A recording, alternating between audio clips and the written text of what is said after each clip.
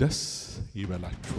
መስቀል ማለት በአጭር ቋንቋ በስመ አብ ወወልድ ወመንፈስ ቅዱስ በክርስቶስ ኢየሱስ ምክንያት ሆድና ጀርባ እንደሆኑ ታውቃላችሁ። ዘፈን ቅዱስ ነው እርኩስ ነው ምን እያልክ ነው? ሰው ስለሸሻ ያመልጥ። ደስ ይበላችሁ። እንዴት ነው ደስ ሊሰኝ የሚችለው? በዓለምና በእኛ መካከል የማይታረቅ ቅራኔ ተፈጥሯል። ዝማሬ ለእግዚአብሔር ነው። ዘፈን ለማን ነው? መልስ። ኢየሱስ የማይደበቅ እውነት። ኢየሱስ ይሄ ነው። ከዚህ ጥቁር መጽሐፍ ጋር ያለሽ ነገር ምንድነው? ጠዋት ማታ እሱን የምታነሽ ከውርስ ይነቅላል አበሻ ታውቃለህ። ለምን ክዷል ነው አምኗል ነው የሚባል። ዛሬ መንገዱን የምታሳድዱ ክርስትና እውነትና እውነት መሆኑን ያረጋግጣል። በማግኘት እንጂ ደስታ የሚመጣው በማጣት ደስታ አለ ወይ? አዎን። ሞት ጥቅም የሆነው ለአማኞች ብቻ። ከቀደሙት አንጻር ምን ሆነ? ላይ ያረፈው ጥፊ ሮሜ 10:9 ሆኖ የሆነ ቀን ያድናቸዋል።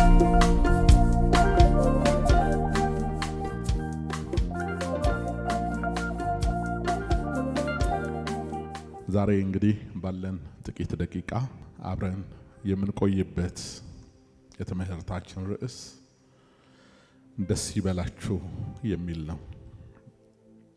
ደስ ይበላችሁ። ይህንን ቃል በማቴዎስ ወንጌል ምዕራፍ 5 ቁጥር 12 ላይ ነው የምናገኘው። ጌታችን ኢየሱስ ክርስቶስ በተራራማው ስብከቱ በአንቀጸ ብፁዓን ትምህርቱ ነው ይህንን ቃል የተናገረው። ሲነቅፏችሁና ሲያሳድዷችሁ በእኔም ምክንያት ክፉውን ሁሉ በውሸት ሲናገሩባችሁ ብፁዓን ናችሁ፣ ዋጋችሁ በሰማያት ታላቅ ነውና ደስ ይበላችሁ፣ ሐሴትም አድርጉ፣ ከእናንተ በፊት የነበሩትን ነቢያት እንዲሁ አድርገውባችኋልና ብሎ ተናግሯል። ታሪክ እንደሚነግረን አብዛኞቻችሁም እንደምትረዱት ከዛሬ 2000 ዓመት በፊት በመጀመሪያው 100 ክፍለ ዘመን ክርስትና በምድራችን ላይ እንግዳ ሃይማኖት በመሆኑ ምክንያት ከፍተኛ ተቃውሞ፣ ከፍተኛ ስደት ገጥሞት ነበር። በዘመን በጊዜው ማለቴ ነው በመጀመሪያው 100 ክፍለ ዘመን በወቅቱ ጠላት ዲያብሎስና የሐሳቡ ወደብ የነበሩ ሰዎች ትምህርቱ እንዳይስፋፋ አገልግሎቱ ወደፊት አንድ እርምጃ እንኳን እንዳይራመድ የሚችሉትን ሁሉ አድርገዋል። በዚህ ምክንያት የብዙዎች ሕይወት አልፏል። የበርካታ አማኞች ስም ከምድራውያን ነገስታት ከቄሳሮቹ መዝገብ ላይ ተደምስሷል። የአያሌዎች ደም እንደ ውሃ ፈሷል። የአያሌዎች አጥንት እንደ ገል ተከስክሷል። ስጋቸው ለሰማይ አዕዋፍ ለምድር አራዊት ተሰጥቷል። በትውልድ መካከል መታሰቢያ እንኳን እንዳይኖራቸው ብዙ ነገር ተደርጓል። ይህ ሁሉ የሆነው ታዲያ በመንገዱ ምክንያት ነው።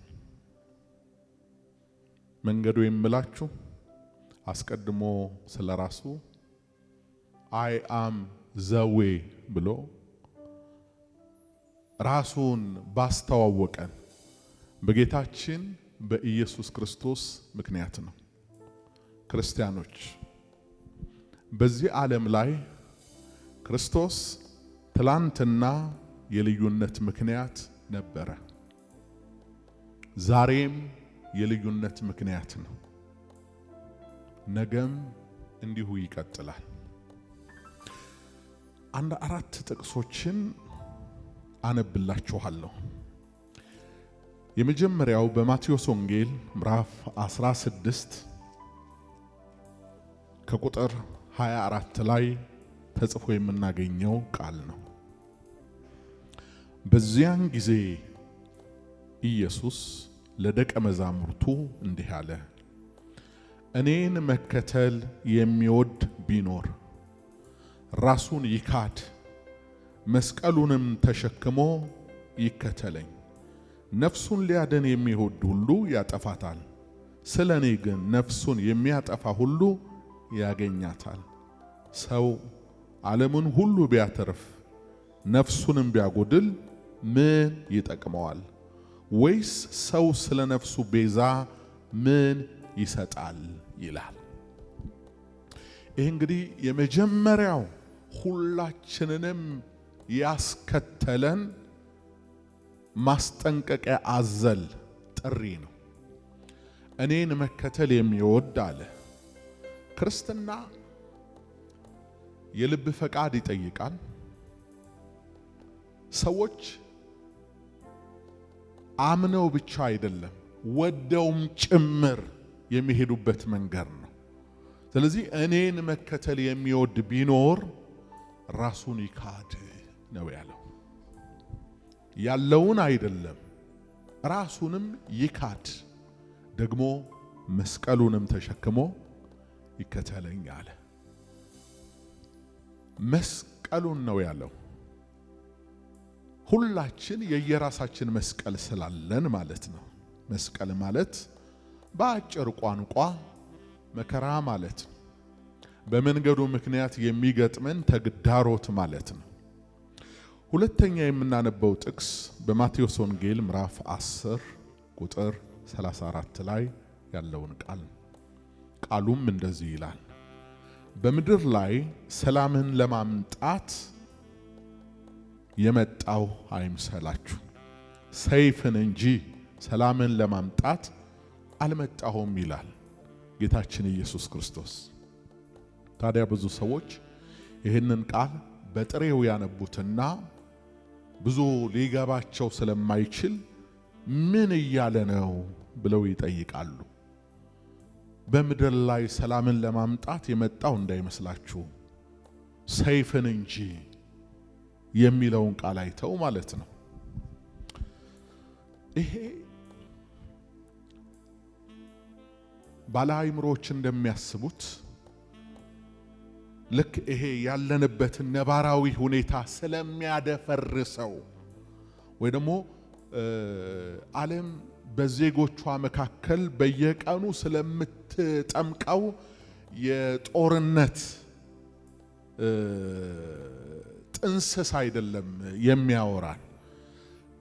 ክርስቶስ ኢየሱስ በዘመን በትውልድ መካከል የልዩነት ምክንያት ስለሚሆን በዚህ ምክንያት የብዙ ሰዎች ሰላም ይደፈርሳል እያለ እየነገረን ነው እንጂ እሱ ጦር አዘማች ሆኖ ከተማይቱን ሊያተራምስ አይደለም። ሰውን ከአባቱ ሴት ልጅንም ከእናቷ ምራትንም ከአማቷ እለይ ዘንድ መጥቻለሁና ለሰውም ቤተሰቦቹ ጠላቶቹ ይሆኑበታል። ከኔ ይልቅ አባቱን ወይም እናቱን የሚወድ ለኔ ሊሆን አይገባውም። ከኔ ይልቅም ወንድ ልጁን ወይም ሴት ልጁን የሚወድ ለኔ ሊሆን አይገባውም። መስቀሉንም የማይዝ በኋላዬም የማይከተለኝ ለኔ ሊሆን አይገባውም። ነፍሱን የሚያገኝ ያጠፋታል፣ ነፍሱንም ስለኔ የሚያጠፋ ያገኛታል። ይሄ ማለት ነፍሱን የሚጥል ያገኛታል ማለት ወይ ደግሞ ነፍሱን ለማትረፍ የሚጥር ደግሞ ያጣታል ማለት ሁለንተናችሁን አሳልፋችሁ ስጡኝ ነው። ለኔ የሰጣችሁት ነገር ይሰነብታል።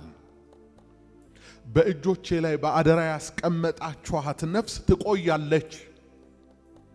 ምክንያቱም እኔ የነፍሳችሁ እረኛ ነኝና ነው መልእክቱ ማለት ነው። ብዙ ሰዎች ግን ነፍሳቸውን ለታመነው ጌታ አደራ ቢሰጡ የማይሰነብቱ እየመሰላቸው በአጭሩ እየተቀጩ ይህንን ዓለም ለቀው ሄደዋል። ተወዳጆች፣ ሰው ስለፈራ አይሰነብትም።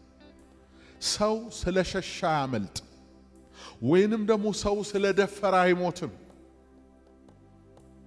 የሚያሰነብተውም ጌታ ነው፣ የሚወስደውም ጌታ ነው። ስለዚህ አማኞች ነፍሳቸውን ለታመነው ጌታ አሳልፈው በመስጠታቸው ምክንያት ያጠፋቸዋል የተባለው መከራ አላጠፋቸው፣ ይጠርጋቸዋል የተባለው ማዕበል አልጠረጋቸው። እንደውም አንዳንዶቹ ከእፉኝት ተርፈው ከአውራቂስ ብቻም እኮ አይደለም ከእፉኝት ተርፈው ይጠፋሉ። እዚህ ጋር ያቆማል የሕይወት ሥርዓታቸው ሲባል እንደገና የሚያስቀጥል ጌታ፣ እንደገና ረጅም እንድንሄድ የሚያደርግ ጌታ፣ ከእርግማን በላይ የሚያደርገን ጌታ፣ ከዓለም ጥላቻና መገፋት በላይ የሚያደርገን ጌታ፣ እሱ የጌቶች ጌታ ነው። የጠራን ራሱን ተማምኖ ነው። አሁንም ነፍሳችሁን ስጡኝ አኖራችኋለሁ የሚለን እሱ ነው። ለዛ ነው ብዙዎቻችን ስለ እርሱ የሆነውን የምስራች በሰማን ጊዜ፣ ወንጌል በተሰበከን ጊዜ እጆቻችንን አንስተን ነፍሳችንን ላንተ አሳልፈን ሰጥተናል ያለን ይኸው አለን። ክብር ለእግዚአብሔር ይሁን። ስለዚህ በዚህ ንባብ ውስጥ የምትረዱት አንድ እውነት ምንድነው? ጌታችን ኢየሱስ የልዩነት ምክንያት ነው። ሰውን ከአባቱ፣ ሴት ልጅንም ከእናቷ፣ ምራትንም ከአማቷ እለይ ዘንድ መጥቻለሁና ለሰውም የገዛ ቤተሰቦቹ ጠላት ይሆኑበታል። ወዳጆቼ ሚለያዩ የማይመስሉ እንኳን በሕይወት በአካለ ሥጋ አይደለም በሞት እንኳን አንዱ ቢለይ አብረው ተከታትለው ወደ መቃብር የሚወርዱ የሚመስሉ ሰዎች ፍቅራቸው ከቤተሰቡ አልፎ ለማህበረሰቡ የተገለጡ ሰዎች በክርስቶስ ኢየሱስ ምክንያት ሆድና ጀርባ እንደሆኑ ታውቃላችሁ። የእርሱ ፍቅር ይበልጣል። ከእናት ልጅ በላይ የሆነ ፍቅር ባለቤት ነው። ከወላጆቻችን በላይ አንዳንዶቻችሁን በጡቴ ተብላችሁ፣ አንዳንዶቻችሁ ሽማግሌዎች ወጥቶባችሁ፣ አንዳንዶቻችሁ በእንባ ጭምር ተለምናችሁ መንገዱን እንድትተው ይሄንን ነገር እንድትተውት ተለምናችሁ እምቢ እንድትሉ ያደረጋችሁ የገዛ ጀግንነታችሁ አይደለም፣ በእናንተ ያለው ጸጋ እንጂ። ያስጨክናል፣ ጸጋው ያስጨክናል። እና ከእናትና ከአባት ከእህትና ከወንድም ያስጨከነ ከባልንጀራ አያስጨክንም? ከሀገሬው አያስጨክንም? ከመንደሩ ሰው አያስጨክንም? ምናችን ውስጥ ነው የገባው የሱ ፍቅር? እንደ መቅኔ በአጥንታችሁ ውስጥ፣ እንደ ደም በደም ስራችሁ ውስጥ እንዲህ ነው ብላችሁ የማታብራሩት የክርስቶስ ኢየሱስ ፍቅር ምንድነው የገባ? ምንድነው የገባሽ? እስኪ ቁጭ ብለን እንነጋገር እንኳን ቢሉ እንዲህ ነው ብላችሁ የማታብራሩት የማታወሩት በልባችሁ ውስጥ ግን ይዛችሁት እንድትሉ የሚያደርጋችሁ በደም ወደ እናንተ የመጣ ፍቅር ከራሱ ጋር የሚያጣብቅ ኃያሉ የእግዚአብሔር ፍቅር በክርስቶስ ኢየሱስ የሆነው የእግዚአብሔር ፍቅር እሱ ነው። እሱ ነው የለያችሁ እንጂ አንዳንዶቻችን ለዘመዶቻችን፣ አንዳንዶቻችን ለባልንጀሮቻችን በርግጥ እነሱም እንደሚሉት ውሻዎች ነን። የውሻ አይነት ባህሪ ያለን ዞር በሉ ተብለን ዞር የማንል ቢንቁን ቢያዋረዱን ቢገፉን ጥላቻቸውን በግልጽ ቢነግሩን እኮ ከቤታቸው የማንለይ ከጉያቸው የማንርቅ ነበር። ታዲያ ማንነታችን ያ ሆኖ ሳለ ዛሬ ከእናት የለየ ከአባት የለየ ከወንድም ጋሼ የለየ ከቴሜቴ የለየ ከምትወዷቸው ባልንጀሮቻችሁ የለየ ማን ነው? እግዚአብሔር ፍቅር። ይሄን ፍቅር ነው ጳውሎስ ኃይላት ቢሆኑ አለ፣ ያለው ቢሆን አለ፣ የሚመጣውም ቢሆን አለ በክርስቶስ ኢየሱስ ካለው ከእግዚአብሔር ፍቅር ሊለየኝ እንደማይችል ተረድቼዋለሁ። ስንቱን እያስነባ ስንቱን እያስለቀሰ ስንቱን ዲዳ አድርጎ በዓለም ያለውን ጮህት እንዳይሰማ ጆሮን ደፍኖ በፍቅሩ አንበርክኮ የሚያስነባው እግዚአብሔር ፍቅር ነው። እሱ በክርስቶስ ኢየሱስ የተገለጠ ነው። የአደባባይ እውነት፣ ማንም የማይክደው ሐቅ።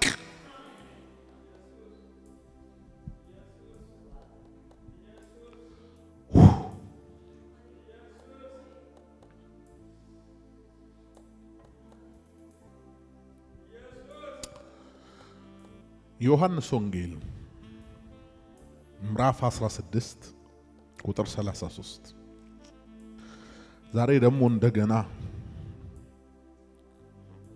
ፍቅሩን እያወራ ማዳኑን እያብራራ እንደገና ከድካማችን የሚያበረታንን ቃል ይሰጠናል።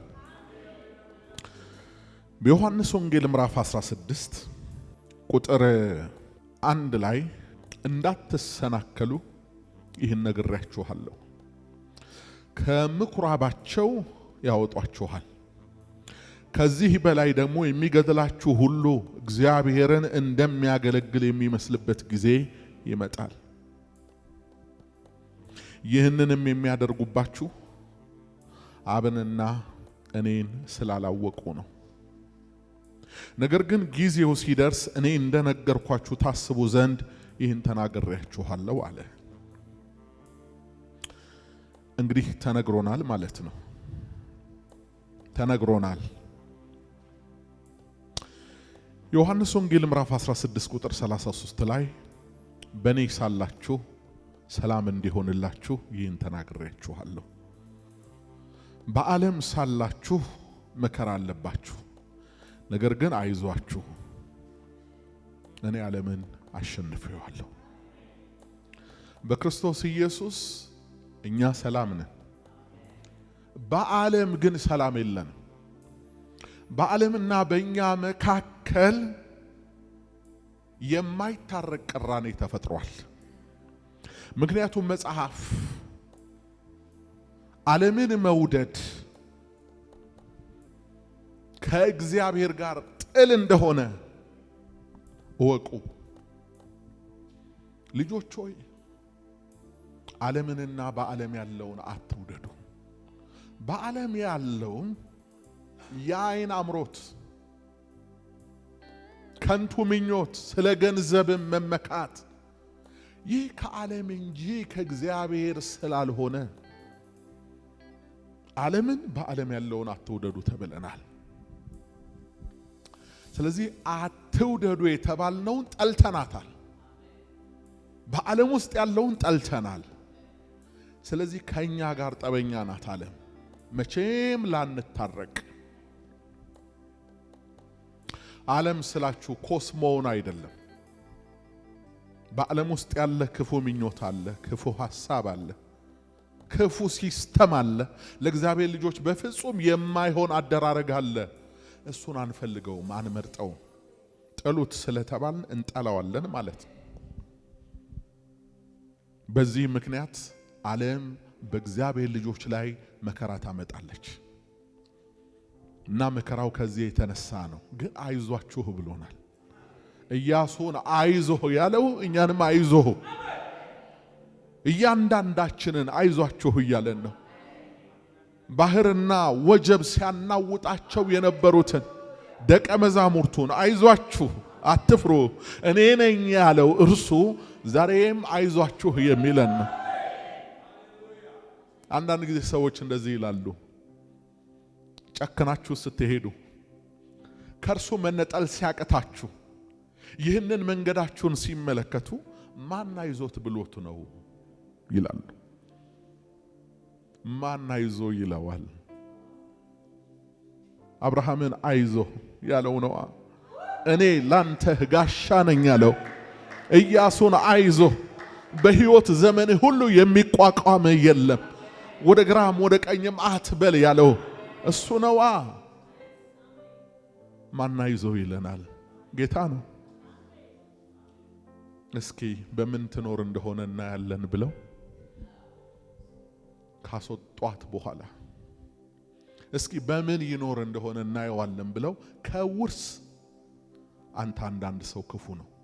ከናት ከአባቱ ከምድራውያን ወላጆቹ በመወለድ ያገኘውን ከውርስ መዝገብ ይነቅሉታል። በማን ምክንያት? በማን ምክንያት? በኢየሱስ ምክንያት። ኢየሱስ የልዩነት ምክንያት። ለዚህ እኮ ነው በኔ ምክንያት አለ።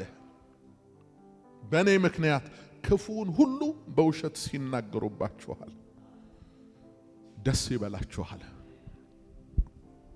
አስቀድሞ ነግሮናል። እና የመንገዱ ጠባይ ነው ወዳጆች፣ የመንገዱ ጠባይ ነው። ስለዚህ አንዳንዶች ወደ ጌታ መጥተው ከትላንትና ይልቅ መከራው ሲጨምር፣ ማዕበሉ ሲያይል፣ ነውጡ ሲበረታ የመንገዱን እውነተኛነት እስኪጠራጠሩ ድረስ ይፈተናሉ። ጠላት በየአቅጣጫው ነው የሚመታቸው። በየአቅጣጫው ማለት ነፍሳቸው አምልጣለች፣ ግን በስጋቸው ከፍተኛ የሆነ ፈተና ያደርስባቸዋል። ፈተናው ደግሞ እንዲህ በቃል የሚነገር እንዳይመስላችሁ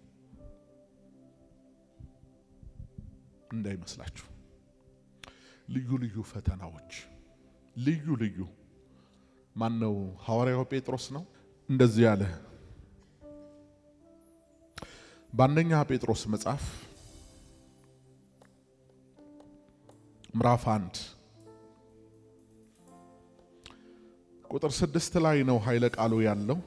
እኔ ከቁጥር 3 ጀምሮ ላንብበው።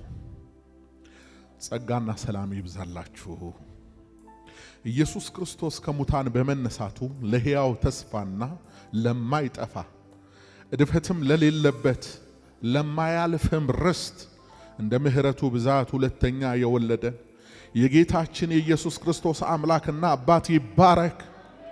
ይህም ርስት በመጨረሻው ዘመን ይገለጥ ዘንድ ለተዘጋጀ መዳን በእምነት በእግዚአብሔር ኃይል ለተጠበቃችሁ። በማን ነው የተጠበቁት? በእግዚአብሔር ኃይል ለተጠበቃችሁ ለናንተ በሰማይ ቀርቶላችኋል። በሰማይ ትልቅ ተስፋ አለ። በሰማይ ትልቅ ርስት አለ።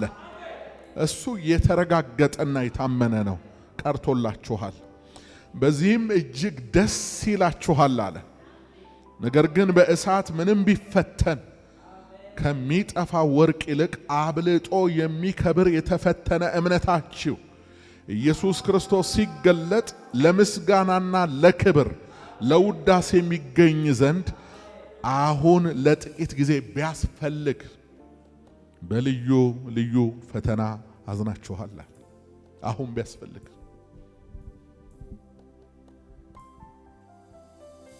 ልክ ወርቅ በእሳት እንደሚፈተን በክርስቶስ ኢየሱስ የእግዚአብሔር ልጆች የሆኑ አማኞች ያልፋሉ። ይሄ ለጌታችን ለኢየሱስ ክርስቶስ ራሱ ክብሩ ነው። ገለባ ናቸው ወይስ ወርቅ ናቸው? በሞቱ ምጥ ያመጣቸው ብሎ ለሚጠባበቅ ሁሉ ምስክር እንዲሆን እናልፋለን። ስናልፍ የሚያሳልፋል። ከፈተናው ጋር መውጫን አብሮ የሚሰጥ። ለዛ እኮ ነው አንዳንዶቻችን አበቃ ከዚህ በኋላ ክርስትና የሚባለው ነገር ከኔ ልብ ውስጥ ተነነ ካላችሁ በኋላ እንደገና ያስቀጥላችኋል። የምሽቱን ድብደባና ዱላ ታግሳችሁ የሌሊቱን እስራት ሁሉ አልፋችሁ ይሄ መጨረሻዬ ነው ካላችሁ በኋላ እንደገና ፀሐይ ከተራሮች ጉያ ስትወጣ አእዋፍ ሲዘምሩ ቀኑ አዲስ ሲሆን እንደገና አዲሱ የኢየሱስ ፍቅር ያገኛችኋል። እንደገና ትቀጥላላችሁ እንጂ ሁኔታው የሚያስቀጥል አይደለም። ልዩ ልዩ ፈተና እኔ አራቱን ብቻ አይነተኛ ያማኞች ፈተና አራቱን ብቻ ልጠቁማችሁ። የመጀመሪያው ወደ ጌታችን ወደ ኢየሱስ ክርስቶስ ስትመጡ የሚያጋጥማችሁ መገለል ነው። መገለል ይሄ መጀመሪያው። የማቴዎስ ወንጌል ምዕራፍ 26 ቁጥር 69 ላይ ስለ ጴጥሮስ በመጨረሻዋ ሰዓት የሆነውን ሁኔታ የሚያሳየንን የመጽሐፍ ክፍል ታያላችሁ። ጌታችን ኢየሱስ ተይዞ በአይሁድ እና በሮማ ወታደሮች ሲንገላታ ጴጥሮስ ራሱን ቀይሮ በሩቅ ይከተል ነበር እና ጴጥሮስም ከቤት ውጪ በአጥሩ ግቢ ተቀምጦ ነበር። አንዲት ገረድም ወደ እርሱ ቀርባ አንተ ደግሞ ከገሊላው ከኢየሱስ ጋር ነበር ካለችው፣ እርሱ ግን የምትዩን አላውቀውም ብሎ በሁሉ ፊት ካደ። ወደ በሩም ሲወጣ ሌላኛይቱ አየችውና በዚያ ላሉት ይህ ደግሞ ከናዝሬቱ ከኢየሱስ ጋር ነበረ አለች። ዳግመኛም ሲምል ሰውየውን አላውቀውም ብሎ ካደ። ጥቂትም ቆይቶ በዚያ ቆመው የነበሩ ቀርበው ጴጥሮስን አነጋገርህ ይገልጣልና በእውነት አንተ ደግሞ ከእርሱ ወገን ነህ አሉት ይላል። ወዳጆቼ ለጴጥሮስ ኢየሱስ የማይሸሽገው ምልክቱ ነው። አንዳንድ ሰዎች ጌታ ኢየሱስ ክርስቶስን አዳኝ አድርገው ከተቀበሉ በኋላ ነገሩን በተለያየ ምክንያት ሊሰውሩት ይፈልጋሉ። ነገር ግን ሴት ልጅ ጊዜው ላይ የተገለጠን ጽንስ በምንም አይነት መንገድ ከእይታ መደበቅ እንደማይቻላት ሁሉ ኢየሱስ የማይደበቅ እውነት ነው። ደቀ መዛሙርት እንሸሽገው ዘንድ አልቻልንም አሉ። የማይሸሸግ ነው ኢየሱስ። ለዛ ነው ብዙ ሰዎች በስውር ጌታን ይቀበሉና የልቤን በልቤ ብለው ዝም ብለው በማህበረሰቡ ዘንድ ይንቀሳቀሳሉ። ግን አይኑ ለተከፈተ ሰው እነዛ ሰዎች የተለዩ እንደሆነ ለቅዱሱ የተለዩ እንደሆነ ይታወቃል። የተገለጠ ገጥሟቸው ያውቅም። ሁኔታሽ ደስ አላለኝ ዝም ብዬ ሳይሽ ከዚህ ጥቁር መጽሐፍ ጋር ያለሽ ነገር ምንድነው? ጠዋት ማታ እሱን የምታነሺው ሁኔታ ደስ አላለኝ። ምንድነው በር እየዘጋ ምታኩተመትመው? ወዳጆቼ ልዩነት ሆኗል። ከጠላት ስልጣን ከጨለማው ዓለም ወደሚደነቀው ብርሃን አፍልሶናል። ቤዛነቱንም ወዳገኘንበት ወደ ፍቅሩ ልጅ መንግስት አፍልሶናል። ስለዚህ የመንግስት ለውጥ አርገሃል እና መንፈሳዊ ዓለም ላይ ልትሰውር አትችልም። ስለዚህ ያውቁሃል። መልክሽ ምን ይሰራል? ይናገራል። ቁርጥ የበኩራት አይነቶች እና ጴጥሮስን አወቁት። ጴጥሮስ አይደለውም ቢል እንኳን በፍጹም እንደውም መጨረሻ ላይ ምን አሉት? ንግግርህ ይገልጣል። ይኸውልህ ክርስቲያን ዳክሞ የዓለም የመጨረሻው የተዋረደ ቦታ ላይ ሊገኝ ይችላል። ቆርኪ የሚጠረግበት ቦታ ላይ ለውሎ ለአዳር የማይመጥነው የጨለማ ስፍራዎች ላይ ሊገኝ ይችላል። ምንም ደክሞት በዛ ይሁን እንጂ እሱ የብርሃን ልጅ ነው። እሱ የእግዚአብሔር ድሪም ነው። ጌታ ኢየሱስ በጊዜውና በሰዓቱ የራሱን ዜጋ ይሰበስባል። በንስሐ ይመለሳሉ። ኢየሱስ ትዝ ብሎት ጴጥሮስ እንዳለቀሰ ይኸውላችሁ ግርግሩ ያበቃል። የዓለም ወረት ይሄ ከበርቻቻው የማያልፍ የሚመስለን ነገር ሁሉ ድንጋይ ጸጥ እንደሚል ጸጥ ይላል። የእሳት ዳር ጫወታ ሁሉ ያበቃል። ያን ጊዜ እኛና ያዳነን ጌታ ብቻ ትዝ አለው ይላል ጴጥሮስ እና ወደ ደጅ ወጥቶ አለቀሰ። ዛሬ በአንድም በሌላም መንገድ ክርስቲያን ላለመምሰል አማኝ ላለመምሰል ዝም ብሎ በቃ ተመሳስለው የሚኖሩ ሰዎች አሉ። ማንም እነዚህን ገስጾ ተቆጥቶ አያወጣቸው። ራሱ ኢየሱስ ይታያቸዋል፣ ትዝ ይላቸዋል። እና ጴጥሮስን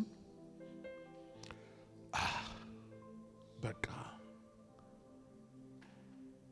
አይተውት ንግግሩ ምኑን እሱም ቢመስል እናግለዋሉ። እሳት እንኳን እንዳይሞቅ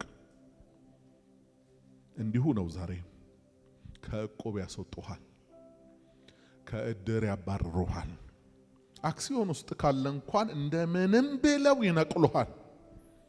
ከውርስ ይነቅላል አበሻ ታውቃለህ። ከመብት ሕገ መንግስት ከሰጠ ተፈጥሮ ከሰጠች ጸጋ እንንቀለው። ለምን አይከዷል? ክዷል ነው አምኗል ነው የሚባለው። ቋንቋው ተለምዶ ነው እንጂ መባል ያለበት እኮ አምኗል ነው። በልጁ አምኗልና እንንቀለው ነው። ግን አምኗል የሚሉት ያን ያህል ሚዛን ስለማይደፋ ክዷል እና መገለል ለመጨበጥ እንኳን እንዴት እንደቀፈፍሽኝ ብታይ ይላል። እንዴት እንዳስጠላኸኝ ብታይ። ደሞ አይምሯቸው ውስጥ ያለውን የናንተን ምስል ጠላት ይገለብጠውና ሲያያችሁ በእነሱ አይን ውስጥ ሲያይ ምንም የጎደላችሁት ነገር የለም። ግን ምን ያደርጋል መሰላችሁ? እንትን አድርጎ ያሳያቸዋል።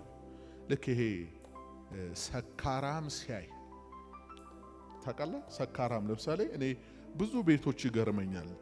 ድምቅ ያለ ጠጅ ቤት ውስጥ ቴሌቪዥን አለ እና ሲያዩ ታውቃለህ እንዴት ሆኖ እንደሚያዩ ማለት ነው። ሁሉም እዛ ያለ ቦታው ነው ቴሌቪዥኑ ራሱ የተቀመጠው። በቃ ሰክረዋል እነዛ ሰው። በጥላቻ ለሰከሩም ሰዎች ያንተ ፎቶ ይገለበጣል ወይ ዘቀዘቃል። ወይ ሞገሷ ራሱ ጠፋታይ። ጋሼ ሞገስ የደብረ ብርሃን ብርድ ልብስ አይደለም። ሞገስ ትልቅ ጋቢ አይደለም። ሞገስ ማለት ያ እኛ በፊት ለአገልግሎት የምንለብሰው ቀሚስና ፈርጅያ አይደለም። ያ የሥራ ልብስ ነው። በጨርቅ በምድራዊ አሸን ክታብ ሞገስ ለማምጣት የሚፈልግ ሃይማኖት ነው። እኔና እናንተ ግን ሞገስ ከሰማይ ሆኖልናል። ጸጋና እውነትን ተሞልቶ በእኛ አደረ። ያ ግሬስ በእኛ አለ። እውነት ነው። ዓለም የምትናፍቀው ለዓለም የሚመች ለኃጢአት የሚስማማ ደምግባታችን መስቀል ላይ ተቸንክሯል። አሮጌውን ሰው ከስራው ጋር ገፈነዋል። ነገር ግን በክርስቶስ ኢየሱስ አሁን በዳግም ልደት አዲስ ፍጥረት ነን። በልጁ በክርስቶስ ኢየሱስ በእግዚአብሔር ፊት ውቦች ነን። ንጉሥ ውበትሽን ወዷል። ለዓለም የሚስማማ ገጽታ ደም ግባት ላይኖርን ይችላል። የግድ እንደኔ ካላሸበሸብክ፣ የግድ እንደኔ ካልሆንክ ጠላሁ። በዓለም ጥላቻ ነው ያለ። እዚህስ የሚጠሏችሁን ውደዱ፣ ለሚያሳድዷችሁ ጸልዩ፣ የሚረግሟችሁን መርቁ። መርቁ እንጂ አትርገሙን። ራሱ የሕይወት ሥርዓቱ ራሱ እዛና እዚህ የተለያየ። ክብር ለጌታችን ለኢየሱስ ክርስቶስ አምላክና አባት ይሁን። ስለዚህ ሪጀክሽን አለ፣ መገለል አለ። አምነን የገባንበት ክብር ለእግዚአብሔር ይሁን። ሁለተኛው ነቀፋ ነው። ነቀፋ ልክ እሱ ነቀፌታችንን ተሸክሞ ከበር ውጪ መስዋዕት እንደሆነ እኛም በልዩ ልዩ የሕይወት ተግዳሮቶች ውስጥ እናልፋለን። ስለ ኢየሱስም ነቀፌታ እንሸከማለን። ስለ ዳንኤል መጽሐፍ ሲናገር ከአምላኩ ከእግዚአብሔር በቀር ሰበብ አልተገኘበትም። ዳንኤልን ለሞት አሳልፎ ለመስጠት ምንም አይነት ምድራዊ ሰበብ ሊገኝበት አልቻለም። አንድ ሰበብ ግን ተገኝቶበታል። የአምላኩ ነገር አይሆንለትም። ስለዚህ በእግዚአብሔር ፊት ሲንበረከክ ሲጸልይ እናገኘዋለን ብለው እሱ በሚጠቃበትና በሚገኝበት መንገድ ሕግ ሰሩ። አንተም እንደዚህ ነህ። ዓለም ስትሰርቅ አታገኝም። ዓለም ስትወነብድ አታገኝም። ዓለም በልዩ ልዩ ነገሮች አታገኝም። በአንድ ነገር ደግሞ አትታጣም። በኢየሱስ በቃ ኢየሱስ ስትል ትገኛል። ሰበብህ ኢየሱስን፣ ሰበብሽ ኢየሱስን። ከዚህ ውጪ በምን ትገኛለህ? እና ነቀፋ፣ ልዩ ልዩ ተግዳሮቶች ሐዋርያው ጳውሎስ በሁለተኛ ቆሮንቶስ መጽሐፍ ምዕራፍ 11 ቁጥር 25 ላይ ምንድነው ያለው? በዚህ እውነት ምክንያት ስለከፈለው ልዩ ልዩ ነገር ይናገራል። ምናልባት ይህንን ጳውሎስ እንደ ትምክት ነው የሚቆጥረው። ትምክት ቢያስፈልግ እኮ ነው ያለው። መመካበት አለ አለ። እንደ እብድ ሰው እላለሁ፣ እኔ እበልጣለሁ። በድካም አብዝቼ፣ በመገረፍ አብዝቼ፣ በመታሰር አትርፌ፣ በመሞት ብዙ ጊዜ ሆንኩ። አይሁድ አንድ ሲጎድል 40 ግርፋት 5 ጊዜ ገረፉኝ። 3 ጊዜ በበትር ተመታው፣ 1 ጊዜ በድንጋይ ተወገርኩ። መርከቤ 3 ጊዜ ተሰበረ። ሌሊትና ቀንም በባህር ውስጥ ኖርኩ። ብዙ ጊዜ በመንገድ ሄድኩ። በወንዝ ፍርሃት፣ በወንበዴዎች ፍርሃት፣ በወገኔ በኩል ፍርሃት፣ በአሕዛብ በኩል ፍርሃት፣ በከተማ ፍርሃት፣ በምድረ በዳ ፍርሃት፣ በባህር ፍርሃት፣ በውሸተኞች ወንድሞች በኩል ፍርሃት ነበረብኝ። በድካምና በጥረት ብዙ ጊዜም እንቅልፍ በማጣት በራብና በጥም ብዙ ጊዜም በመጦም በብርድና በራቆትነት ነበርኩ። የቀረውንም ነገር ሳልቆጥር ዕለት ዕለት የሚከብድብኝ የአብያተ ክርስቲያናት ሐሳብ ነው አለ። መርከቤ 3 ጊዜ ተሰበረብኝ አለ። ይሄ ሰውዬ መርከብ የነበረው ሰው ነው። መርከቤ ነው ያለው። ተመልከቱ። እና ለጌታ የምትከስረው ካለ ትከስራለህ። እሱ ከከፈለልህ በላይ አይሆንም። ንብረት ኖሯችሁ ወደ ጌታ የመጣችሁ ባዶ እጃችሁን እስክትቀሩ ድረስ ሊመታው ይችላል ጠላት። ጤንነታችሁንም ሊመታው ይችላል። ያ የውድቀታችሁ ሳይሆን የመቆማችሁ ምልክት ነው። እንደ ኢዮብ ያላችሁን ሁሉ ልታጡ ትችላላችሁ። ግን ይሄ ስለማን ነው የሚከፈለው? ስለ መንገዱ፣ ስላመናችሁት ጌታ የሚከፈል ነው። እና ይነቅፏችኋል በእያንዳንዱ ነገር። ስራ ነበራችሁ። ስራ የሚባል ነገር ዛሬ የላችሁ። በየስፍራው ሲቢያችሁን ይዛችሁ ስትሄዱ የሚቀጥራችሁ ሰው ታጣላችሁ። ለምን መሰለ? ዓለሙ ሁሉ በክፉ ስለተያዘ። ለጊዜው የዓለም ገዢ የተባለው ሐሰተኛው ያቃችኋል። ስሙ በግንባሮቻችሁ ተጽፏል። ጠላት ብቻ የሚያውቀው ምልክት በእናንተ ላይ አለ። ስለዚህ እቺን እንዴት ቀጥራታለሁ ይላል። የሰዎቹን አንደበት ይጠቀማል፣ የሰዎቹን አይምሮ ይጠቀማል።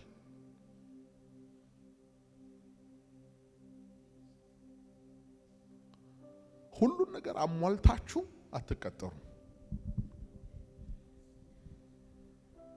አንዳንዶቻችሁ ደግሞ ምንድነው ሃይማኖታችሁ ተብሎ በእምነታችሁ ምክንያት አንቀጥራችሁም ተብላችኋል። ደስ ይበላችሁ። እንዴት ነው ሰው እየራበው፣ ሰው እየቸገረው፣ ሰው እየከፋው ስራ ካልያዘ አንድ ቀን ማደር እንደማይሆንለት እያወቀ እንዴት ነው ደስ ሊሰኝ የሚችለው? ይሄ ደስታ ወገኖቼ በማግኘት የሚመጣ ደስታ ሳይሆን በማጣት በማግኘት እንጂ ደስታ የሚመጣው በማጣት ደስታ አለ ወይ? አዎን። ይሄ ደስታ ከርሱ የሆነ ደስታ፣ በመንፈስ ቅዱስ የሆነ ደስታ። ደስ ይበላችሁ። እንግዲህ ሲያገሉ መገለል እንዳይሰማ ወንድሞችህን ብታጣ ጌታ ወንድምህ ሆኖ፣ እህቶችህን ብታጣ እሱ እህት ሆኖ፣ እናት አባትህን ብታጣ እሱ እናት አባት ሆኖ የሚያኖርህ እና ደስ ይበላችሁ። ሶስተኛው ከፍ ሲል እስራትና ስደት። ስደት የሐዋርያት ሥራ ምዕራፍ 5 የሁል ጊዜ መልእክት ነው። ሐዋርያት ገና በመጀመሪያው የአገልግሎታቸው ሰሞን መንፈስ ቅዱስ ከወረደላቸው በኋላ አገልግሎት ሲጀምሩ የገጠማቸው ነው። ሽባውን በጌታ በኢየሱስ ክርስቶስ ስም ፈወሱት።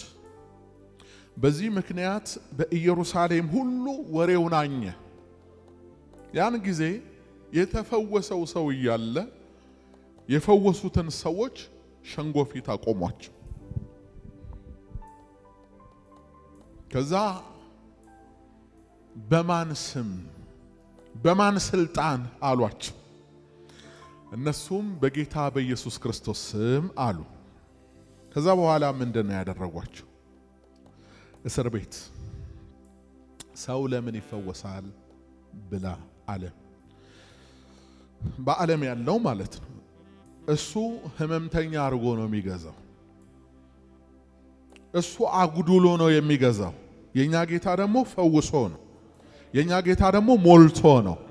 ስለዚህ እሱ ሽባ አድርጎ የሚገዛውን የጌታ ኢየሱስ ክርስቶስን ፈወሰውና ሰውየው ከስራት ተፈታ። ያን ጊዜ መከራ ሆነ። የሐዋርያት ሥራ ምዕራፍ 5 ቁጥር 40 ላይ እንዲህ የሚል ቃል አለ። ሐዋርያትንም ወደ እነርሱ ጠርተው ገረፏቸው፣ በኢየሱስም ስም እንዳይናገሩ አዘው ፈቷቸው።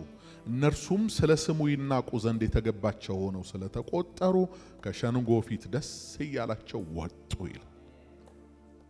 ስለ ስሙ የተናቁ ሆነው። ጴጥሮስ እኮ በዚህ ሰዓት የ50 ምናምን ዓመት ወደ 58 ዓመት የሚሆነው ሽማግሌ ነው። ሲጠራ 55 ዓመቱን 3 ዓመት እንኳን ብትጨምሩበት የ55 ዓመት ሽማግሌ ነው። ሰውኛውን ለሰውየው በአደባባይ በጥፊ መመታት አይመጥንም። ራቆቱን በጅራፍ መገረፍ አይመጥንም። አላፊ አግዳሚ ሁሉ በኢየሱስ ስም ብራቆን ጢቅ ይልበት ዘንድ አይመጥንም። ለሌሎቹም አይመጥንም። ወገኖቼ ይሄ ስለ ኢየሱስ ትላንትና ጆሮውን እየቆነጠጣችሁ መንገር ትመሩት የነበረ ልጅ ዛሬ በክርስቶስ ኢየሱስ ስትሆኑ ተረከዙን ሊያነሳባችሁ ይችላል። ንቀትን ልትጠግቡ ትችላላችሁ። በቤተሰብም ቢሆን በመስሪያ ቤታችሁ ስለ ክርስቶስ ስለ ኢየሱስ ነው እንጂ ምድራዊ ኃይል ስጋዊ ጉልበት እዛ ያለው እዚህ ጠፍቶ አይደለም።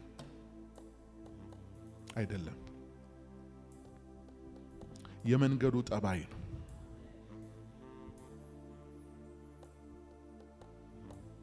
እስራት፣ ስደት። የሐዋርያት ሥራ ምዕራፍ 8 ቁጥር 1 ላይ በስጢፋኖስ ሞት ምክንያት በቤተ ክርስቲያን ላይ ታላቅ ስደት ሆነ ይላል። እስጢፋኖስን ታውቁታላችሁ። ከሰባቱ ዲያቆናት መካከል የመጀመሪያው ነው። የተቀባው የማዕድ አገልግሎት ለመስጠት ነው። ነገር ግን ያንን ሰርቶ ወጥቶ ደግሞ ወንጌል ይመሰክራል። ወንጌል ሲመሰክር እግዚአብሔር ቃሉን በድንቆችና በተአምራቶች ሁሉ ማጽናት ጀመረ። ስለዚህ በኢየሩሳሌም በዚህ የክርስትና አገልግሎት ምክንያት ታላቅ የሆነ ነውጥ ሆነ። ተከሰሰ፣ ሸንጎ ፊት ቆመ። ትላንትና መልካም ሰው፣ ደግ ሰው፣ መንፈስ ቅዱስ የሞላበት ተብሎ ነው የተመረጠው። ዛሬ ሸንጎ ፊት ቆሞ ፊቱን ሲያዩት እንደ እግዚአብሔር መልአክ ሻይን ያደርጋል። ኢየሱስ ደም ግባታችን፣ ኢየሱስ ወዛችን ነው። ያበራል ፊቱ እና ሰማይ ተከፍቶ የእግዚአብሔርን ክብር ኢየሱስን በአብ ቀኝ ቆሞ አየዋለሁ በማለቱ ምክንያት ይሄ ደፋር ብሎ ደግሞ ለሰማይ ደጅ ለእግዚአብሔር ደግሞ ልጅ አበጀለት ብለው በድንጋይ ወግረው ገደሉት። እስጢፋኖስ በድንጋይ ሲወገር ጳውሎስ ራቅ ብሎ የወጋሪዎችን ልብስ ይጠብቅ ነበር። ጥሩ ነው። በጥፊ ስትመታ ፈንጠር ብለው የሚያዩ ጓደኞች ላይ ያረፈው ጥፊ ሮሜ 10:9 ሆኖ የሆነ ቀን ያድናቸዋል። ባንተ ላይ የተወረወረው ድንጋይ የሆነ ቀን አንድ የመጽሐፍ ቅዱስ ጥቅስ ሆኖ እነሱን ያመጣቸዋል። እስጢፋኖስ በድንጋይ ሲጠመቅ ጳውሎስ ዝም ብሎ እያየ ነበር። ወገኖቼ የሚደርስባችሁ ግፍ፣ የምትቀበሉት መከራ ስለምንም አይደለም፣ ስለ ስሙ ነው። የተለያየ ጥቃት ሊያደርሱ ሄደው በኢየሱስ ፍቅር ተነክተው እጃቸውን ለንጉሱ ሰጥተው ወደ ክርስትና የሚመጡ ሰዎች አንድና ሁለት አይደሉም። ስለዚህ በዚህም ደስ ይበላችሁ። አራተኛው ሞት ነው። የመጨረሻው ሞት ነው። እስኪ ወደ ኋላ ተመልሰን በማቴዎስ ወንጌል ምዕራፍ 5 ላይ ያለውን ቃል ቁጥር 11 ጀምሮ የተነሳንበትን ሐሳብ አንድ ጊዜ እናንብበው ለማስታወስ። ሲነቅፏችሁና ሲያሳድዷችሁ አለ። በማን ምክንያት? ነቀፋ በዓለም ላይ አለ። ከሙያቸው የተነሳ የሚነቀፉ ሰዎች አሉ። እነሱ ስለ ክርስቶስ አይደለም። ከዝናቸው የተነሳ የሚነቀፉ ሰዎች አሉ። እነሱ ስለ ክርስቶስ አይደለም። ከተሰማሩበት የሙያ መስክ የተነሳ ብዙ ነቀፌታን የሚያስተናግዱ ሰዎች አሉ። እነሱ ስለ ክርስቶስ አይደለም። ይሄ ልዩ ነቀፋ ነው። በእኔ ምክንያት ነው ያለው። ምክንያቱ ራሱ ነው ኢየሱስ። በእኔ ምክንያት ክፉን ሁሉ በውሸት ሲናገሩባችሁ አለ። ወዳጆቼ እኔ ይገርማችኋል። አሁን ወደዚህ መንገድ ከመጣው በኋላ አንዳንድ ጊዜ ማህበራዊ ሚዲያዎች ላይ ወዲያ የሚሉ ነገሮችን አልፎ እመለከታለሁ። ብዙ ተከታይ አይደለሁም የማህበራዊ ሚዲያ። አልፎ ግን ከዓለም መለየት የለብህምና አልፎ አንዳንድ ነገሮችን ስመለከት በእናንተ ልክ ተቀደው ተሰፍተው የተዘጋጁ ልብሶችን በግድ አልብሰዋችሁ መልክ ሰጥተዋችሁ እናንተ በሕይወት እያላችሁ ሳትሞቱ ስለናንተ ውሸት የሚናገሩ ሰዎች ምንም ቅንድባቸውን ሳያርገበግቡ በስመ አብ ወወልድ ወመንፈስ ቅዱስ ድሮ አውቀው ነበር ድሮ አውቃት ነበር እዚህ ቦታ እንዲሆኖ ከነቀኑ ከነምናምኑ በምን ታዲያ አላቀውም ልትል ትችላላህ እኔ ያልሞትኩት ሰውዬ ማለት ነው እና ለሰነፍ ሁሉ ወተመልስ አትሰጥ ሰነፍ በተናገረ ቁጥር ኖ ይሄ ስሜ ጠፍቷል ውሸት አይ ስምህ የታለ ስሙ ነው ያለው ስሙ ነው ሰው ያረገን ስሙ ነው ልብሳችን እኛማ ምን ስም አለን ቆሽሿል ልብሳችን ዘላለም ያጽናና ትላንትን ባያስረሳን እንደ ጠላቱ ውጊያማ በጠፋን በተረሳ ማልደራደርበት ማልቀብረው እውነት አንገት የማያስደፋኝ የማላፍርበት ኢየሱስ የሚለው ስም እስትንፋሴ ነው እውነቱ ይሄ ነው ስሙን የጠሩ ሁሉ በግፍ የተገፉ ስንቶች በሚነድ እሳት በቀስቱ ፊት አለፉ አንገታቸውን ለሰይፍ ለስለት እየሰጡ ቤት ሀብታቸውን ትተው ከአገር ተሰደው ወጡ ማልደራደርበት ማልቀብረው እውነት አንገት የማያስደፋኝ የማላፍርበት ኢየሱስ የሚለው ስም እስትንፋሴ ነው እውነቱ ይሄው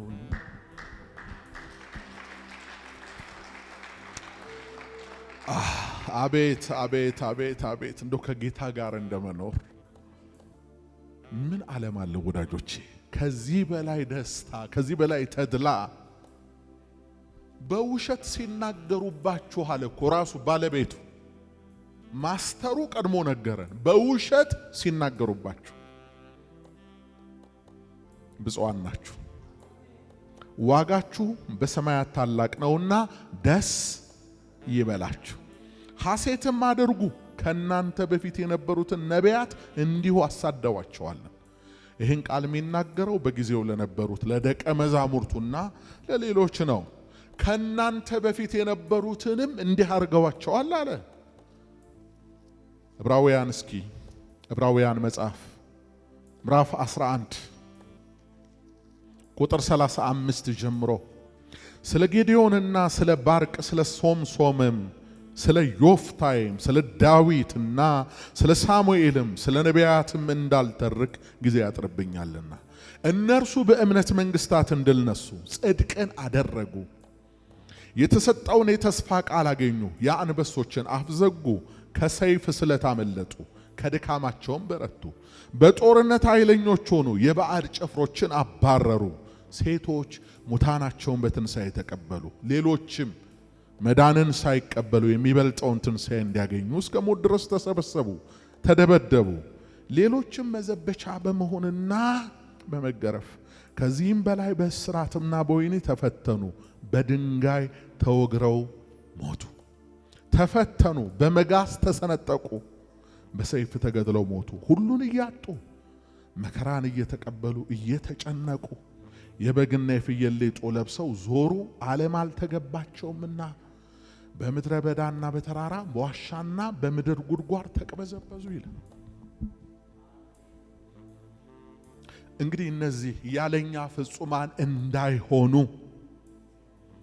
ቃል የከለከላቸው እንኳን ስለሚመጣው ነገር ዋጋ ከፍለዋል የመንገዱ ጠባይ ነው መሲሁም ሲመጣ ይሄን ነው ያደረጉት። ይሄን ወራሹ መጣ። ኑ ንግደለው አሉና ደብድበው ገደሉት በመስቀል ላይ። እሱ ግን ሞትን ድል አድርጎ ተነሳ። ምክንያቱም በድብደባ የማይቆም የሕይወት ሥርዓት ምድር ላይ ተጀመረ። ከሞት በላይ የሆነ በትንሣኤ ጉልበት እየዘለለ የሚሄድ የክርስትና ብርሃን በምድር ላይ ተጀመረ። ማንም እንደ ትላንትና በቅጠል እንደሚጠፋ እሳት በትንፋሽም እፍ እንደሚሉት ዱቄት በኖ የማይቀር እናጠፋዋለን ሲሉ እናደርቀዋለን ሲሉ እየለመለመ የመሄድ እናቆመዋለን ሲሉ እየበዛ እየተንሰራፋ የመሄድ የእግዚአብሔር መንግሥት ተጀመረ። በየትኛውም ምክር በየትኛውም የሥጋና ደም ጉልበት ከሌላ ዓለምን በሚመጡ የኃይላትና የስልጣናት አቅም የማይቆም ነገር ቢኖር ክርስትና ይባላል። ሰው የመሰረተው አይደለም፣ ራሱ ባለቤቱ የመሰረተው ስለሆነ፣ ስለዚህ ብዙዎች ወደ ሕይወት የሚሄዱበት መንገድ ነው። በዚህ ምክንያት ነው ተቃውሞ ያለው። በዚህ ምክንያት ነው መከራ ያለው። ከመጀመሪያው ቀን ጀምሮ ይሄ አለ። ግን አይዟችሁ የመንገዱ ጠባይ ነው። ደስ ይበላችኋል። ስለዚህ ሲገረፉ፣ ቆዳቸውን እንደ ልብስ ሲገፈፉ፣ የሰይፍ ከረባት አንገታቸው ላይ ሲያስሩ፣ በመጋዝ ሲተረተሩ፣ በድንጋይ ሲጠመቁ፣ በየጎዳናው ሲወድቁ፣ ከሀገራቸው ከርስታቸው ሲነቀሉ፣ ይሄ ሁሉ ስለማን ነው? ስለ ክርስቶስ። ታውቃላችሁ፣ ይሄ የሚከፈለው መከራ ክርስትና እውነትና እውነት መሆኑን ያረጋግጣል። ላልተረጋገጠ ነገር ማንም እንዲህ አይነት ዋጋ መክፈል አይፈልግም። አማኞች ስላረጋገጡ ነው። ከሞት በኋላ ያለውን ዓለም ስላረጋገጡ፣ በምን? በመንፈስ ቅዱስ የርስታቸው መያዣ ስለተሰጣቸው እርግጠኞች ስለሆኑ። እዚህ ስጋቸውን ለዚህ ነገር አሳልፈው ቢሰጡ ኪሳራ አይደለም፣ ጥቅም ነው። በክርስቶስ ኢየሱስ ከሆንኩ ለኔ ሞት ጥቅም ነው። ሞት ለማንም ጥቅም ሆኖ አያውቅም። ሞት ጥቅም የሆነው ለአማኞች ብቻ፣ ለክርስቲያኖች ብቻ ነው። ወዳጆቼ በመሲሁ ላይ ይሄን አድርገው አልቆሙም። በደቀ መዛሙርቱ ላይ፣ በሐዋርያት ላይ ማን ነው በሰላም ያንቀላፋው? ከአንድ ወይንም ከሁለት ሐዋርያ ውጭ እኮ ሁሉም በድንጋይ እየተወገረ፣ በሰይፍ እየተቀነጠሰ፣ በእሳት እየተቃጠለ። ወዳጆቼ እኛ ምን ሆነን? ምንድነው የሆነው? ከቀደሙት አንጻር ምን ሆነን? በመጀመሪያው 100 ክፍለ ዘመን እኮ በቤተ ክርስቲያን ላይ ሲወርድ የነበረው የመከራ ናዳ እንዲህ በቃል እኮ የምንገልጸው አይደለም፣ ከአቅም በላይ ነው። እንደ ሰው በምድር ላይ የመኖር መብታቸው ተነፍጎ እንደ ቀበሮ ጉድጓድ ቆፍረው በዋሻ መሬት ውስጥ ከመሬት በታች ከላይ የብዙዎች ሕይወት እያለፈ፣ የብዙዎች ደም እየፈሰሰ፣ የብዙዎች ቋንጃ እየተቆረጠ ክርስቲያንን መግደል ለአንዳንዶቹ የሚያሸልም ሁሉ። ጳውሎስ እንደዛ አይደል እንዴ? ሾተል ገመድ ይዞ እኮ ፈቃድ ደብዳቤ እነዚህን አሳቾች እየዞረ ከያሉበት እያነቀ ለማውጣት ወደ ሸንጎ ወደ ፍርድ ለማቆም ሲሰማራ ነው እኮ ጌታ የቀደመው። ዛሬም መንገዱን የምታሳድዱ በማወቅም ባለማወቅም ገብቷችሁም ሳይገባችሁም የምታሳድዱት የናዝሬቱ ኢየሱስን ነው። ይጠፋል እያላችሁ ዝም ብሎ የሐሰት ሟርታችሁን የጫት ገራባ ታኝኮ የተተነበየ ትንቢት እንጂ እውነተኛ ትንቢት አይደለም። የሚጠፋ ዘር እኮ አይደለም፣ የማይጠፋ ዘር ነው። ቃሉ እንደዛ ነው። የተገኘ ነው ራሱ ከማይጠፋ ዘር ነው። እና ክርስትናን ለማጥፋት መሞከር እንኳን ዛሬ ላሉት ለቀደሙትም ለሮማ ኢምፓየር እንኳን አልተቻለ ነው። በታሪክ የምታስታውሱት ነው አይደለም? በ64 ዓመተ ምህረት ኔሮ ቄሳር የከተማው ሰገነት ላይ ቁጭ ብሎ ክራር እያስመታ የወይን ጠጁን እየጠጣ በከተማይቱ ላይ በገዛ ከተማው ላይ እሳት ለቀቀ። ከተማይቱ ነደደች። ለምንድን ነው ይሄን ያደረገው? ለምንድን ነው ይሄን ያደረገው? ኔሮን በክርስቲያኖች ላይ በግሉ የሚያደርሰው ግፍና በደል አልበቃ ብሎት ህዝቡ ሁሉ ከሱ ጋር ተባብሮ በክርስቲያኖች ላይ በደቦ ዘር የማጥፋት ትውልድ የማጥፋት ጄኖሳይድ ልትሉ ትችላላችሁ። የክርስትናን መሰረት ለማጥፋት አስቦ ከተማው የተቃጠለበት ህዝብ ማን ነው ይሄን ያደረገው ሲለው ክርስቲያኖች ናቸው።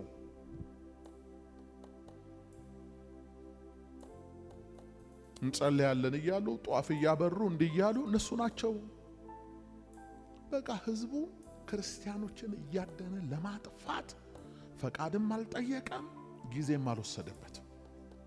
ብዙዎች እንደውም የክርስቲያኖችን ሞት አራቀቁት። ከዛ በኋላ ራሱ ኔሮን ሰም ይውለ ጨርቅ ጠምጥሞ በሰም የተነከረ ጋርደኖች ውስጥ እንዲህ በህይወት አቁሟቸው እሳት እንዲለኩሱባቸው አዘዘ። ክርስቶስ ኢየሱስን አንክድም ያሉ፣ ከዚህ መንገድ አንመለስም ያሉ ነደዱለት ለመንገዱ፣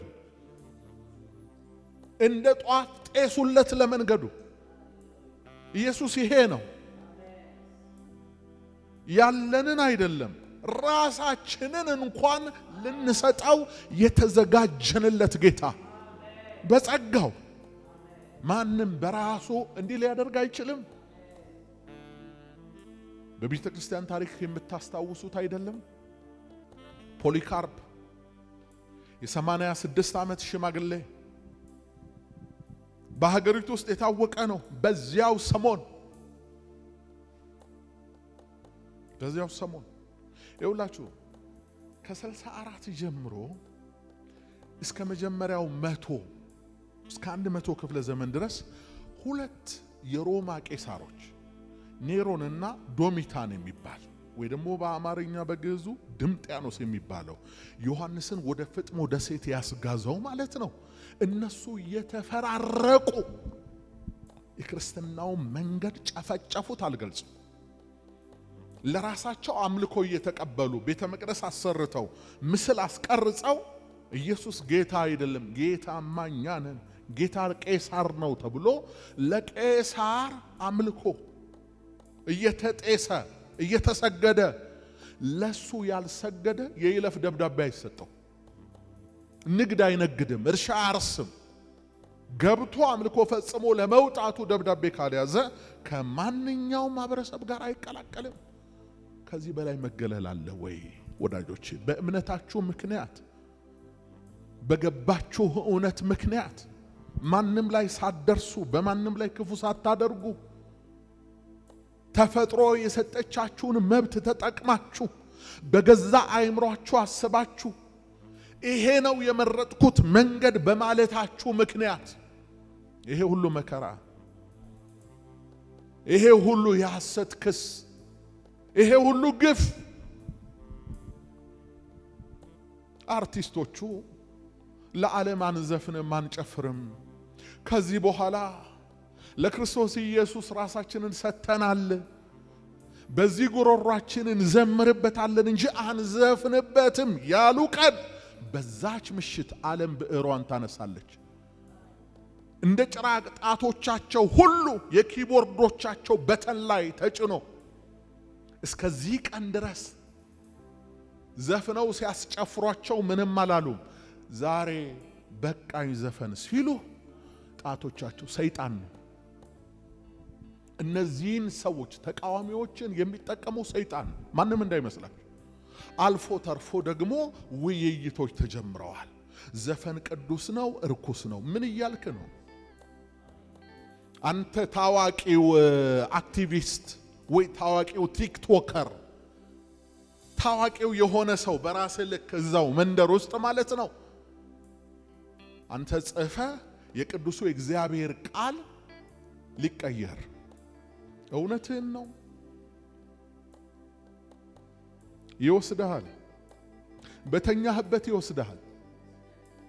እንደ ሰው ጉልበተኞች እንደ ዓለም ጥበበኞች ኃያላን ብርቶች መሬት ጠበበችን ያሉ በዘመን እየተነሱ ይሄን መንገድ ተቃውመው ብዙዎቹ ከተኙበት አልጋ ሳይነሱ አሁን ከረገጥከው መሬት በታች አሁን ከተቀመጥክበት መሬት በታች ኃያሌዎች እዛ ነው ያሉት። ኃያላን አይበጃችሁ። ከእግዚአብሔር ጋር የሚጣሉ ይደቃሉ ተብሏል። አንተ በዘፈን እኮ የነቢያት አንገት ነው የተቆረጠ። ውሸትህን ነው እንዴ መጥምቁ ዮሐንስ እያልክ አዋራ የምትነሰንሰው? የመጥምቁ ዮሐንስ አንገት በምንድነው የተገበረው? በዘፈን የምን ግብር ነው የሚቀርበው? ለማን ነው መስዋዕት የሚደረገው? ምንም ባሸበረቁ አማርኛዎች ቋንቋ በማቆለጳጰስ ይሄን ብታደርግ ነገ ታፍራለህ። በዚያም አጋንንት ይዘፍናሉ ነው የሚለው እግዚአብሔር ቃል። አይተሃል? ዝማሬን የሚያስተው ዘፈን ደግሞ የሚያወድስ የሚያሞግስ አሰራር ሰዎቹን እንደ ቱታ ለብሷቸው በእነሱ አንደበት እየተናገረ ሲመጣ ታይዋል። ወግቼልሃል በጌታ በኢየሱስ ስም የተወጋ ይሁን። ለብዙዎች ጥፋት ለብዙዎች ውድመት ምክንያት የሆነውን የአጋንንትን መስዋዕት ከቅዱሱ ከእግዚአብሔር መስዋዕት ጋር ለማጠጋጋት መሞከር። ተነቀነቀ እኮ አንገቱን ግንባሩን ምኑን ነቀነቀ። መስዋዕቱ ሊቀርበት ነዋ። እግዚአብሔር የዘፈንን ኃይል መታዋ። ክንዱ ተመቷል። አልቻለም። ዘፈን አልቻለም። ለመነሳት ሞክሮ አልቻለም። እዛው እየተንፈራፈረ ነው። ግባተ መሬቱ ይፈጸማል። ደስ ያለው ቢኖር ለእግዚአብሔር ይዘምራል። ምድር ለእግዚአብሔር ትዘምራለች። ኢትዮጵያ ለእግዚአብሔር ትዘምራለች። ትውልድ ለእግዚአብሔር ይዘምራል።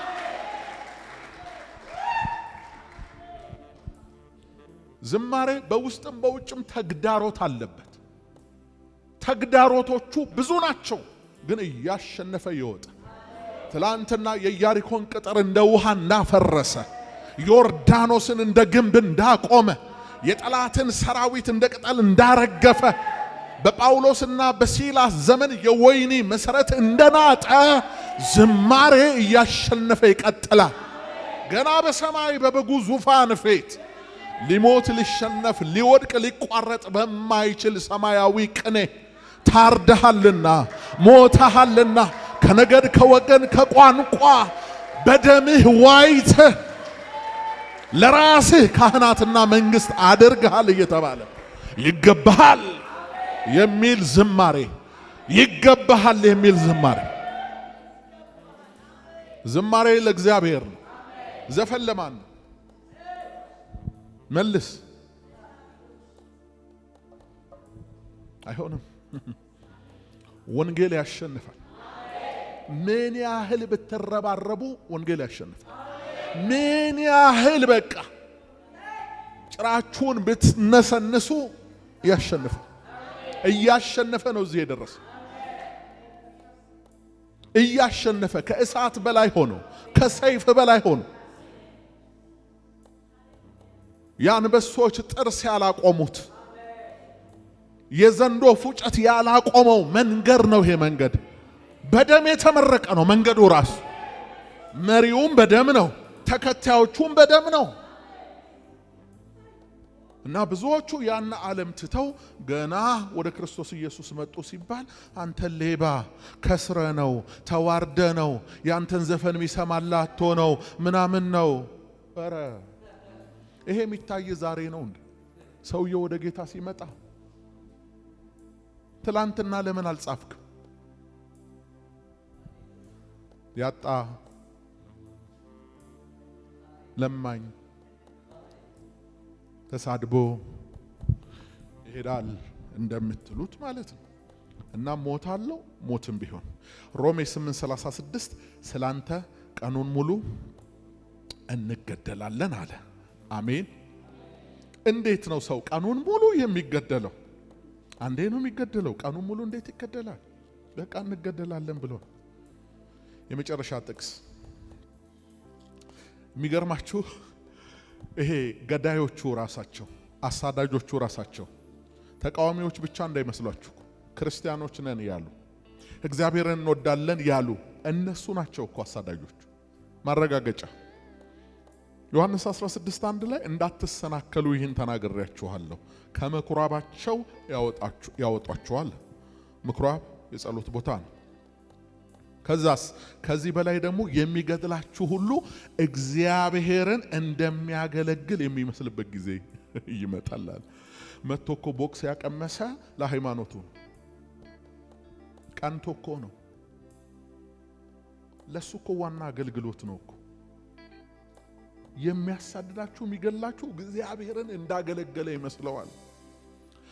እኛም ስናውቅ በድፍረት ሳናውቅ በስተት ባለፈው ዘመናችን በመንገዱ ላይ ለፈጸምነው ወንጀል ላደረግነው ነገር ሁሉ በእርግጥ ምህረት አግኝተንበታል አይደል? ጳውሎስ እኮ አለ ባለማወቅ አድርጌዋለሁና ምህረት አግኝቼበታለሁ።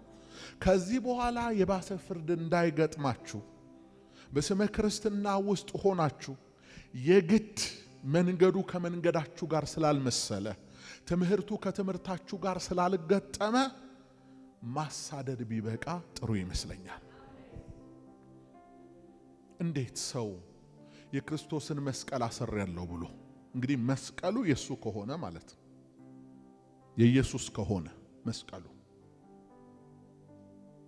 ለመሰደድ ለመገፋት ዋጋ ለመክፈል ነው እንጂ ይሄን ምልክት አንገት ላይ ያሰርከው ወንድሞችን ለማሳደድ ከሆነ ይሄ ክርስቶስ መስቀል አይደለም። የወንበዴዎች መስቀል ነው፣ ምልክት ነው። እኛ ግን የተሰቀለው ክርስቶስ የተሰቀለበትን አይደለም የተሰቀለው የተሰቀለበትን እንድንሰብክ አልታዘዝም። እኛ የተሰቀለው መስቀሉን አይደለም የመስቀሉን ቃል ለሚጠፉት ሞኝነት ለኛ ለምንድን ግን እግዚአብሔር ኃይል መስቀል ወዳጆቼ የተማሳቀለ እንጨት ብቻ አይደለም፣ መንገድ ነው፣ መከራ ነው፣ ስለ ስሙ የሚከፈል ነው። ይሄ የእውነት ጽዋ ነው። በዚህ መንገድ ላይ የክርስቶስ ኢየሱስ ጌትነት ይሰበካል። በዚህ መንገድ ላይ አዳኝነቱ ይታወጃል። በዚህ መንገድ ላይ ክርስቶስ ኢየሱስ እሱ የእግዚአብሔር ልጅ ያድናል የሚል የምስራች ለፍጥረት ሁሉ ይሰበካል። በዚህ መንገድ ላይ የሚቆመው ማንኛውንም ለኛ የተወሰነውን ጽዋ እንጠጣለን። የቀደሙት አባቶቻችን ከአንበሳ ጋር እንደታገሉ በእሳት ውስጥ እንደተጣሉ ቆዳቸው እንደተገፈፈ በድንጋይ እንደተጠመቁ የትኛውም አይነት መከራ አቆመን። ለምን? ከኛ ጋር ስለሆነ። እኔ እስከ ዓለም ፍጻሜ ከናንተ ጋር ነኝ። ስለዚህ መከራውን ብቻችንን አይደለም፣ አብሮ እሱ አለ፣ ወንድሜ ጌታ አለ፣ እህቴ ጌታ አለ። ስለዚህ ይሄንን ቀን ትሻገሩታላችሁ። በጸጋው ጉልበት እናልፈዋለን። በዚህ ሁሉ ደስ ይለናል። ክብርና ምስጋና አምልኮትና ውዳሴ ለስም አጠራሩ ይሁን። እግዚአብሔር ይመስገን። ሲነቅፏችሁ ሲያሳድዷችሁ በእኔ ምክንያት ልዩ ልዩ መከራ ሲደርስባችሁ ደስ ይበላችሁ።